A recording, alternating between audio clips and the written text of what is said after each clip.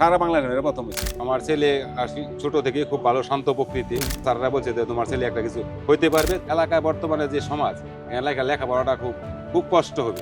আবার হ্যাঁ, আম্মাও বলতেছে, আমিও বলতেছি যে এটা তো মানুষের সেবা করা দরকার আমাদের। পঞ্চম শ্রেণী থেকে ট্যালেন্ট ফুলে বৃত্তি পাইছে। তো মনে করেন বাড়ির খাওয়ার মতো তো আর এখানে হয় না।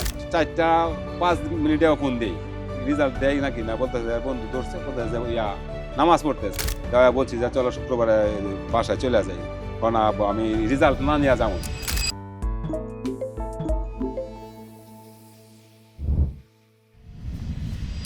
আমাদের সাথে আছে জাতীয় মেধায় প্রথম শান্ত, আমাদের শান্তের গর্বিত বাবা। তো আমরা আঙ্কেলের থেকে আসলে অনুভূতি শুনবো। যে আঙ্কেল, আপনার অনুভূতিটা বলেন। আমি আসলে খুবই গর্বিত। আমার নাম হয়েছে মোহাম্মদ মিজানুর রহমান। আমার ছেলে ছোট থেকে খুব ভালো শান্ত প্রকৃতি, লেখাপড়ায় ভালো।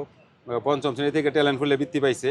বৃত্তি পাওয়ার স্যাররা বলছে যে তোমার ছেলে একটা কিছু হইতে পারবে, তুমি চিন্তা করো না, নৈরাশ হও না, আল্লাহর কাছে প্রার্থনা করো। ঠিক আছে, আপনারা দোয়া করেন, আমার যতটুকু চেষ্টা আমি করবো ইনশাল্লাহ।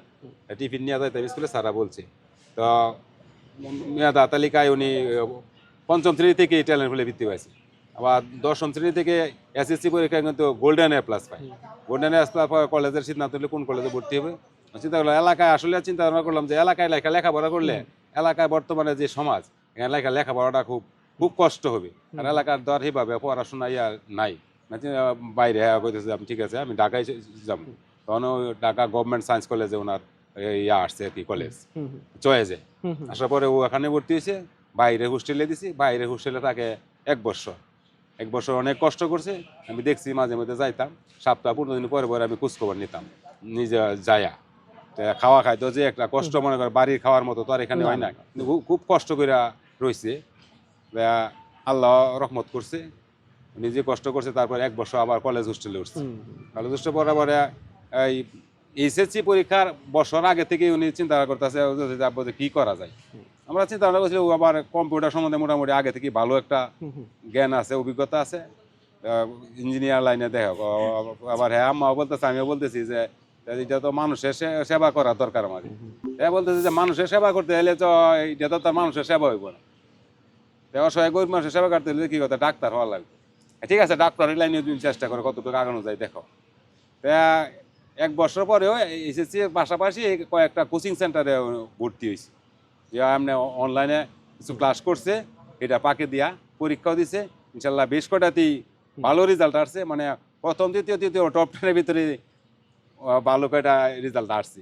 তা বলতেছে যে আমার দেখাইছে বা পুরস্কারটা পাইলি তো মনে করো আমার ফোন দেয়, আবার ভিডিও নিয়ে আসে, ভিডিও দিয়া দেখা যে আব্বা এই পুরস্কারটা পাইছি। ঠিক আছে, তুমি পড়ো, টাকার জন্য চিন্তা করো। আমাদের শত কষ্ট হইলো, আমি তোমার টাকার জন্য চিন্তা করো, তুমি নিজ লেখাপড়া করো, খালি টাকার কোনো টেনশন করো না। আমরাও ইনশাল্লাহ আল্লাহ যথেষ্ট সহায়তা করছে, যে সময় যতটুকু চাহিদা আছে চেষ্টা করছি সাধ্য অনুযায়ী পূরণ করার জন্য। তারপর ইন্টারমিডিয়েট রেজাল্ট আসে একটা গোল্ডেন এ প্লাসই মন দিয়েছে, গোল্ডেন এ প্লাস। তখন তো আরও বুকটা মনে করো গর্বিত হইলাম যে আসলে এলাকা উনি আল্লাহ ডাক আমাদের কবুল করছে, তাতে মানুষের সেবা করতে পারে। এখন ভালো করে প্রিপারেশন নাও, এখন কিন্তু কোচিংয়ে ভর্তি হয়। কোচিংয়ে ভর্তি হওয়ার পরে কয়েকটা পরীক্ষা দিচ্ছি, এগুলো দেখলাম তার রেজাল্ট আসে, আমার নাম্বারটাও দেওয়া আছে, মেসেজ আসে, রেজাল্ট ভালো পর্যায়ে আসে। আমার নাম্বার কিন্তু নাম্বার দিয়েছে, আমার নাম্বার দিয়েছে, মেসেজ আসে ভালো ইয়াতে পরীক্ষা দেয়। যেমন 12 তারিখ, আমি 11 তারিখ রাত্রে এখানে চলে যাই ঢাকা। রাত্রে যায় ওর সাথে থাকি, থাকার পরে শুক্রবারে আমি সাথে নিয়ে পরীক্ষা দেওয়া বলছি যে চলো শুক্রবারে বাসায় চলে যাই, কারণ আমি রেজাল্ট না নিয়ে যাবো।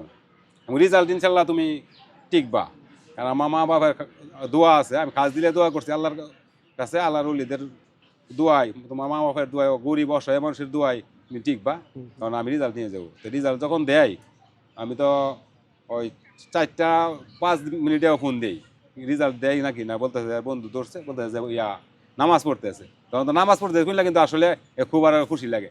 নামাজের জন্য বলতে হয় না যে নামাজ পড়ছো নাকি কিনা, ওই নামাজ পড়ে সময় মতো নামাজ পড়তেছে। ঠিক আছে, তো ভালো নামাজ পড়তেছে। পরে 5টার দিকে মনে আবার ফোন দিছে আর বন্ধু কইতেছে যে, তখন মনে করলাম আমি একটা অবাক হয়ে গেলাম আর কি, আশ্চর্যের বিষয়। আল্লাহ বুঝলাম যে আমার ডাক মনে হয় শতভাগ কবুল করছে। আল্লাহ দিছে, খাস দিলে আমি চাইছি যে আমার ছেলে যাতে ভালো রেজাল্ট করতে পারে,